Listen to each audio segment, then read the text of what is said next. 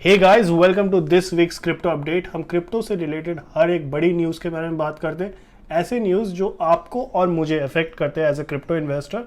And अगर आप एक क्रिप्टो इन्वेस्टिंग का सोच भी रहे हैं तो ये सारा न्यूज़ सेगमेंट आपके लिए भी बहुत इंपॉर्टेंट हो सकता है, काफ़ी इन्फॉर्मेटिव होने वाला है। Sixth news in particular involves Justin Bieber as well. तो क्या हो सकता है वो न्यूज़, जानने के लिए पूरे न्यूज़ सेगमेंट को देखिए, पूरे वीडियो को देखिए।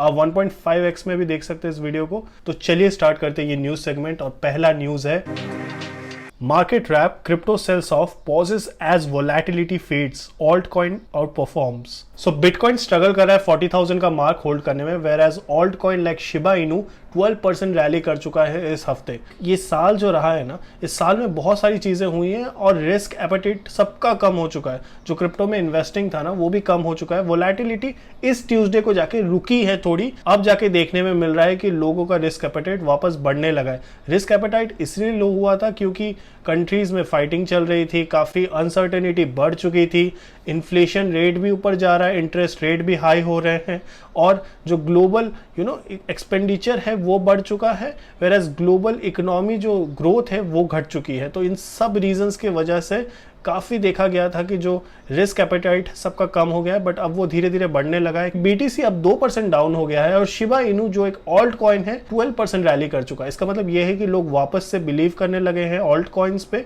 ऑल्ट कॉइन्स वो सारे कॉइन्स है जो बीटीसी के अलावा है, और बीटीसी बहुत स्टेबल क्रिप्टो करेंसी है। अगर वो डाउन होने के बावजूद ये कॉइन्स ऊपर जा रहे हैं, इसका मतलब सबका रिस्क एपेटाइट वापस बढ़ने लगा है।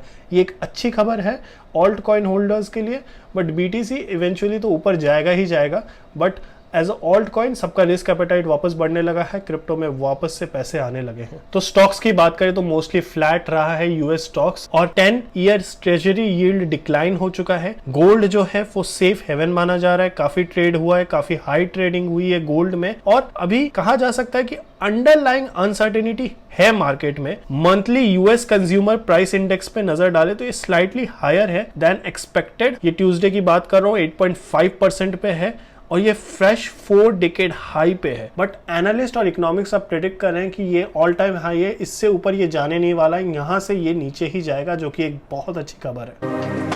Shiba Inu Solana tokens among 4 added to Robinhood. तो रॉबिनहुड एक बहुत बड़ा क्रिप्टो एक्सचेंज है, वो स्टॉक से भी डील करता है, और इसमें अगर टोकन्स ऐड होते हैं, इसका मतलब नए यूजर्स के तरफ ये टोकन्स जाते हैं।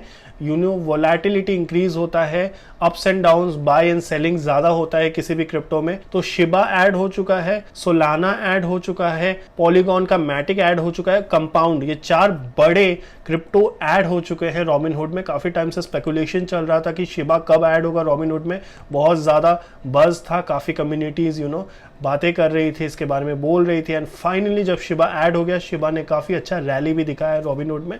तो ये बहुत अच्छी बात है for Shiba holders. Crypto trading volumes in India collapsed 10 days after the new tax. By analyzing data on CoinMarketCap and Nomics, एक डेटा फर्म है, इन्होंने रिवील किया कि there is a drop of 72% in WazirX, 59% on ZebPay, 52% on CoinDCX and 41% on BitBNS। ये trading volumes US dollars में major किए गए और माना जा रहा है ये जो 30% का जो टैक्स लगा है, इसके वजह से बहुत बड़ा इफेक्ट पड़ा है। ये 30% का टैक्स लगा फिर भी ठीक था, बट ये जो 1% का जो TDS है ना, ये लोगों को बहुत खटक रहा है। ये न्यूज़ सबको नहीं हजम हो रही है। क्रिप्टो इन्वेस्टर्स बहुत सारे हैं जिन्होंने बैकआउट कर लिया। अभी स्पेकुलेशन ये चल रहा है कि क्या ये because of the new tax regime है, या फिर ड्यू टू ग्लोबल क्राइसिस जो है उसकी वजह से क्रिप्टो का जो ट्रेडिंग है वो इंडिया में कम हुआ है। तो ये ट्वीट मैं आपको दिखाता हूं बाय विश्वनाथ, जो कहते हैं कि people earning less than 10 lakh rupees a year are affected by 30% fixed income tax on crypto. 1% TDS is affecting the market maker and liquidity providers. Both are needed for better crypto ecosystem in India. तो मैं तो मानता हूं कि मैंने crypto में trading थोड़ी कम कर दी है। मैंने लास्ट 2 महीने में बहुत ही कम क्रिप्टो ट्रेडिंग की है। तो आपका क्या मानना है क्रिप्टो इन्वेस्टिंग को लेके? क्या आपका क्रिप्टो ट्रेडिंग वॉल्यूम गिरा है या बढ़ा है? Let me know in the comments. Crypto tax in India, crypto currency investors must know these big changes. तो एक अच्छी गुड न्यूज ये है for crypto investors that government एक FAQ, फ्रीक्वेंटली आस्क्ड क्वेश्चंस को लेके आने वाली है अबाउट द टैक्सेशंस। उसके ऊपर बहुत अनसर्टेनिटी है, बहुत लोगों को समझ में नहीं आ रहा है। Basically clarification on applicability of income tax and goods and service tax GST on virtual digital assets according to PTI report. So Department of Economic Affairs DEA, the Revenue Department and the Reserve Bank are working to ensure that taxation aspect is clear both for field tax office as well as those who deal with cryptocurrencies and other virtual digital assets. Government is working on legislation to regulate cryptocurrency, मगर अभी तक कोई final draft नहीं बना है, but soon ये आने वाला है.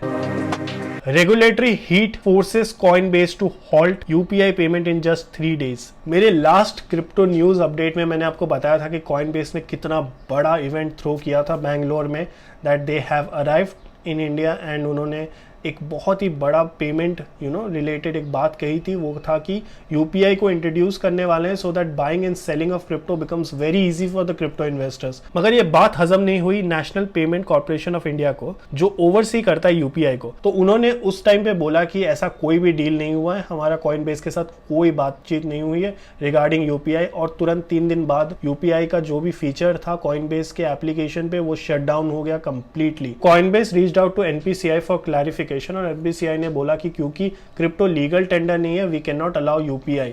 जब तक कोई भी चीज़ लीगल टेंडर ना हो उसको हम यूपीआई के साथ कैसे लिंक कर दें. तो ये थोड़ा सा कन्फ्लिक्टिंग चीज़ चल रहा है अभी भी, but let's see how Coinbase deals with this. It's not easy to do business in India and Coinbase is facing that. Let's see how it goes.